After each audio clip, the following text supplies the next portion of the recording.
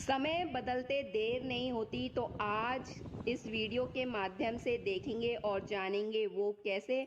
और आज का टॉपिक है how to take care of your plant during rainy season. किस तरीके से हम बारिश के सीजन में अपने पौधों का ध्यान रखें और क्या क्या प्रिकॉशन रखें, क्योंकि इस सीजन में बहुत सारी प्रॉब्लम होती है पौधों के साथ साथ हमारे गमलों की मिट्टी में, या हम पेड़ गमलों में ग्रो करते हैं या फिर हम जमीन में ग्रो करते हैं, क्या क्या समस्याएं होती हैं। तो नमस्कार सभी को, गार्डनिंग एंड मी से मैं मुक्ता आप सभी का बहुत बहुत स्वागत करती हूँ।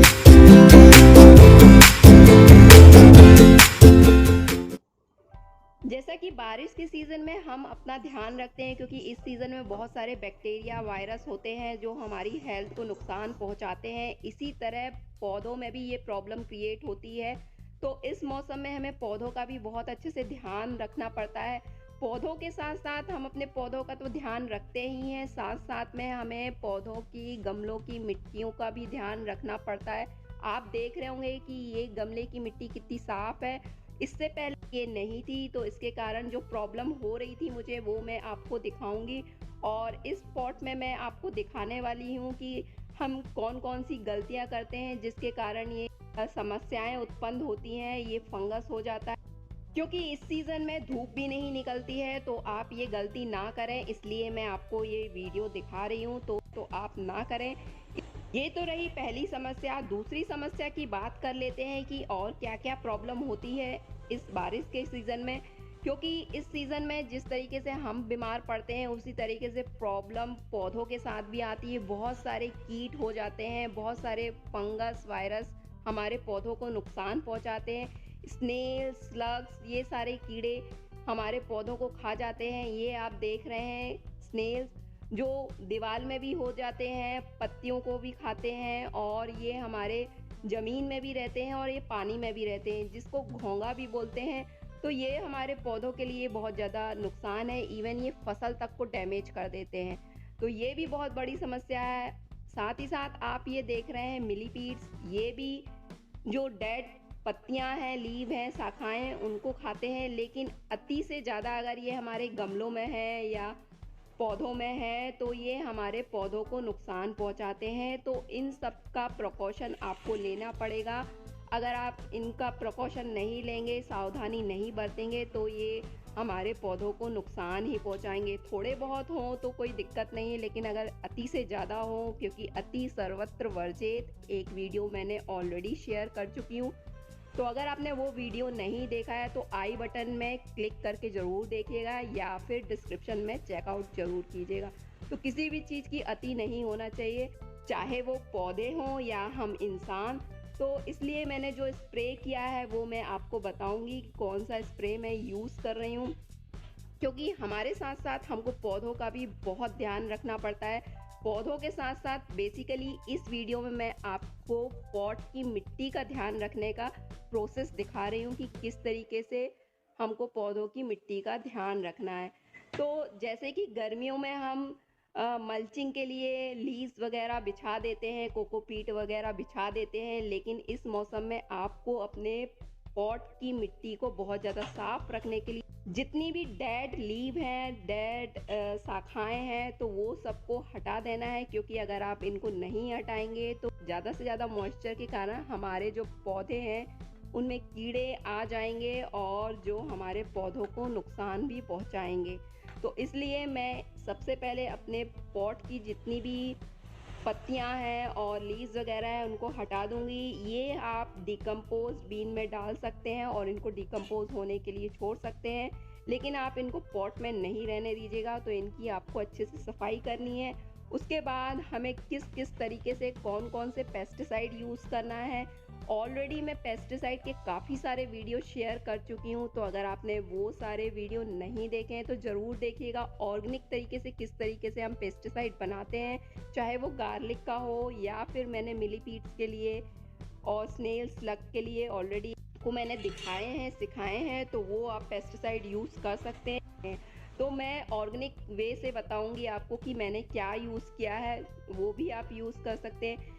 क्योंकि अगर पेस्टिसाइड आपके पास ना हो और आपके पौधों में, आपके पॉट में, मिट्टी में ये प्रॉब्लम हो रही है, तो आप ये चीज़ यूज़ कर सकते हैं और ये फुल्ली ऑर्गेनिक है और इसी का घोल बना के ही मैंने स्प्रे भी किया है अपने पॉट की मिट्टी में, क्योंकि पौधों के साथ-साथ हमें पॉट की मिट्टी का भी ध्यान रखना पड़ेगा। अगर मिट्टी सही रहेगी तो पौधे भी अच्छे रहेंगे। तो ये मैं आपको कटोरी में दिखा रही हूँ, 3 चीज़ का मिक्सचर है। हल्दी ली है मैंने और इसी के साथ-साथ मैंने हल्दी के साथ-साथ दालचीनी का पाउडर लिया है और ये लौंग का पाउडर लिया है। तीनों का मैंने मिक्सचर बना के अपने पॉट में डाल दिया है।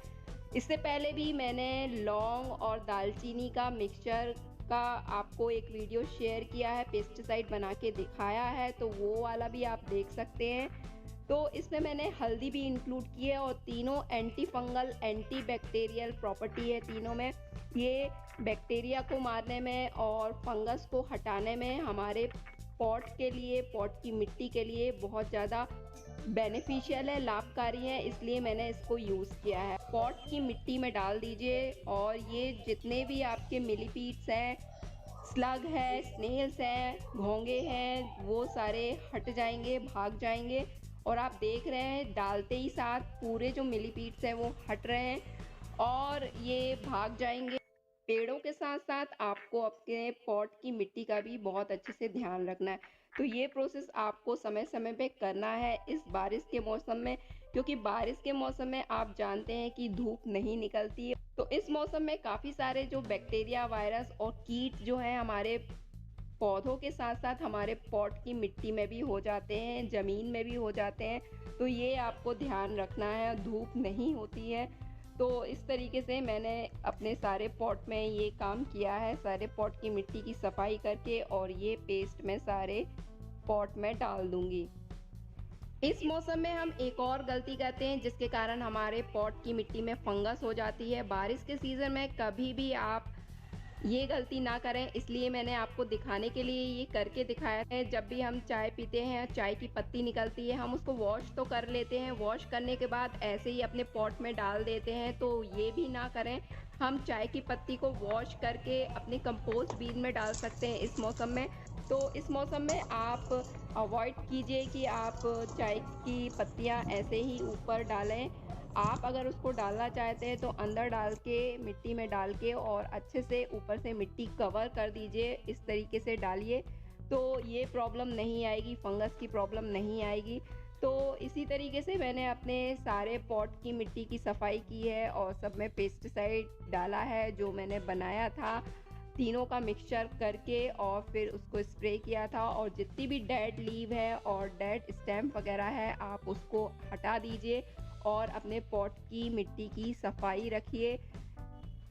पौधों के साथ साथ हमें पौधों की मिट्टी का भी इस सीज़न में बहुत अच्छे से ध्यान रखना है। कोई भी पत्तियां जो आप डेड लीव वगैरह अगर आपके पॉट में हैं तो आप उसको हटा दीजिए और कंपोस्ट बीन में डाल सकते हैं डिकम्पोज होने के लिए। तो इस तरीके से इस सीज़न में आप अपने पौधों का ध्यान रखिए। और एक बात और कहनी थी कि इस सीज़न में आप ओवर वाटरिंग ना कीजिए, पानी ज़्यादा नहीं डालिए। वैसे हमको लगता है कि हमको रोज़ पानी डालना चाहिए, लेकिन इस मौसम में पानी की क्वांटिटी ज़्यादा डालने की ज़रूरत नहीं पड़ती, क्योंकि जो नेचुरल पानी, बारिश का पानी अगर हमारे पौधों में जाता है तो वो ज़्यादा बेनिफिशियल है हमारे पौधों के लिए। तो अगर आपके पौधों में मॉइस्चर नहीं है, पानी नहीं है, तभी आप पानी का यूज़ कीजिए, डालिए। इसी के साथ साथ काफ़ी सारे पेस्टिसाइड मैं ऑलरेडी शेयर कर चुकी हूँ, तो वो भी आप चेकआउट कर सकते हैं और आप ऑर्गेनिक तरीके से बना के अपने पौधों में डाल सकते हैं। और सेकंड ऑप्शन तो नर्सरी में आपको मिल जाती है। ये इस तरीके से आप देख रहे हैं, ये ऑर्गेनिक नीम है। अगर आप ये यूज़ करेंगे, नीम केक वगैरह अपने पौधों में समय समय पे डालते रहेंगे, तो इससे भी कीड़े नहीं होंगे। और इसको भी आप 10-15 दिन में अपने पॉट में डाल दीजिए और अपने पॉट की मिट्टी के साथ साथ अपने पौधों में भी स्प्रे करते रहिए। इन तीनों चीज़ों का स्प्रे घोल बनाइए और ऑर्गेनिक तरीके से अपने पूरे पौधों में यूज़ कीजिए। तो इस वीडियो के माध्यम से कहने का तात्पर्य ये है, समय बदलते देर नहीं होती, कि जो फंडा हमने गर्मियों में यूज़ किया था, मल्चिंग की थी, वो फंडा हमको बारिश में हटाना पड़ेगा और समय के साथ चलना पड़ेगा। तो इस सीज़न में अपने साथ-साथ हम अपने पौधों का, साथ ही साथ अपने पौधों की मिट्टी का इस तरीके से ध्यान रख सकते हैं। तो यही बताना था इस वीडियो के माध्यम से। तो अगर आपको मेरा ये वीडियो और मेरी इन्फॉर्मेशन पसंद आई हो तो इसे लाइक, शेयर, सब्सक्राइब ज़रूर कीजिएगा और बेल आइकॉन ज़रूर प्रेस कीजिएगा ताकि आने वाले वीडियो का नोटिफिकेशन आपको मिल सके। वीडियो देखने के लिए आपका बहुत बहुत धन्यवाद और अपना और अपने पौधों का ध्यान ज़रूर रखिएगा।